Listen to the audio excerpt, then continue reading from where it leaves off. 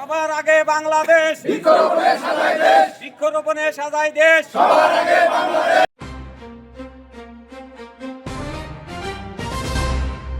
বিশিষ্ট ক্রীড়া সংগঠক মরহুম আরাফাত রহমান কোকর ৫৭তম জন্মবার্ষিকী উপলক্ষে ধুনট উপজেলা স্বেচ্ছাসেবক দল কর্তৃক আয়োজিত গোসাইবাড়ি ডিগ্রি কলেজ মাঠে আজকের এই বৃক্ষরোপণ কর্মসূচি এবং বিতরণ অনুষ্ঠানের আরাফাত রহমান কোকো ভাই আমাদের একজন ক্রীড়া সংগঠক ছিলেন এবং সারা বাংলাদেশে ক্রীড়ার যে একটা আইডিয়াল সৃষ্টি সেটা আরাফাত রহমান কোকো ভাইয়ের হাত ধরেই হয়েছে।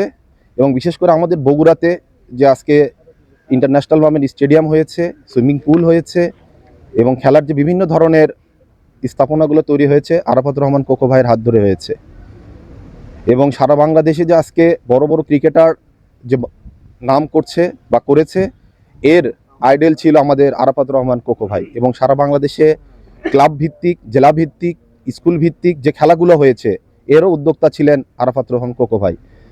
পরিশেষে বলতে চাই, আসলে বাংলাদেশি ক্রীড়া জগতে আরাফাত রহমান কোকোর কোনো বিকল্প ছিল না এবং তার কারণে আজকে বাংলাদেশে এই ক্রীড়াগুলো বিশ্বে মানচিত্রে বাংলাদেশের পতাকাকে সম্মানের জায়গায় নিয়ে গিয়েছে। তার জন্য আমরা সবাই দোয়া করব, আল্লাহ যেন তাহাকে ভেস্তে নসিব করেন, তার রুহের মাগফিরাত কামনা করি।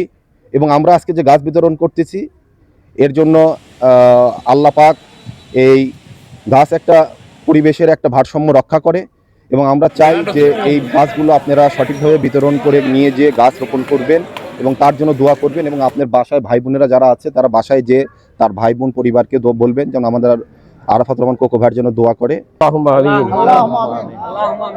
ربنا ظلمنا أنفسنا وإن لم تغفر لنا وترحمنا لنكونن من الخاسرين ربنا فاغفر لنا ذنوبنا وكفر عنا سيئاتنا وتوفنا مع الأبرار ربنا لا تزغ قلوبنا بعد إذ هديتنا وهب لنا من لدنك رحمة إنك أنت الوهاب ربنا آتنا في الدنيا حسنة وفي الآخرة حسنة وقنا عذاب النار رب ارحمهما كما ربياني صغيرا رب ارحمهما كما ربياني صغيرا يا الله পাক পরওয়ারদিগার দুপুর 2টার দিকে তোমার কিছু ভোলা বান্দা নিয়ে তোমার পাক দরবারে দুখানা হাত উত্তোলন করেছি গো আল্লাহ।